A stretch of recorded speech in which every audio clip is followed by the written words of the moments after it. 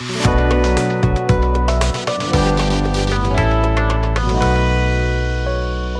सावित्री व्रत सभी सुहागनों के लिए बेहद महत्वपूर्ण है। तो आइए हम आपको वट सावित्री व्रत की कुछ खास बातें बताते हैं। सुहाग की सलामती, पति की लंबी आयु और पुत्र प्राप्ति के लिए हर साल ज्येष्ठ अमावस्या पर वट सावित्री व्रत रखा जाता है।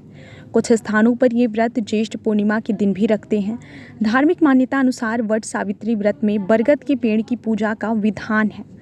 मान्यता है कि जो सुहागन इस दिन वट वृक्ष की पूजा और परिक्रमा करती है, उन्हें मां सावित्री और त्रिदेव के आशीर्वाद से अखंड सौभाग्यवती रहने का वरदान मिलता है। इस साल वट सावित्री व्रत 19 मई 2023 को रखा जाएगा। इसी दिन शनि जयंती भी है।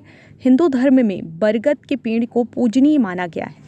बरगद का वृक्ष एक दीर्घजीवी यानी लंबी समय तक जीवित रहने वाला विशाल वृक्ष है, इसलिए इसे अक्षय वृक्ष भी कहते हैं।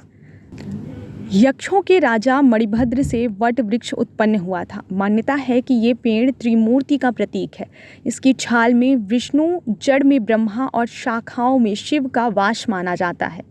इसके अलावा पेड़ की शाखाएं जो नीचे की तरफ लटकी रहती हैं, उनको मां सावित्री कहा जाता है। इसे प्रकृति के सृजन का प्रतीक भी माना जाता है, इसलिए संतान प्राप्ति की कामना के लिए भी इसकी पूजा अचूक मानी गई है। पौराणिक कथा के अनुसार देवी सावित्री ने पति की रक्षा के लिए विधि के विधान को भी बदल दिया।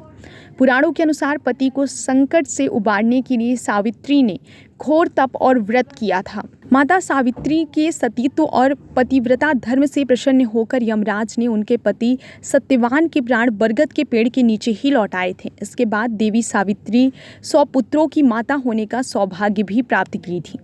उन्होंने सावित्री को यह वरदान भी दिया था कि जो भी सुहागिन बरगद की पूजा करेगी, उसे अखंड सौभाग्यवती रहने का आशीर्वाद मिलेगा।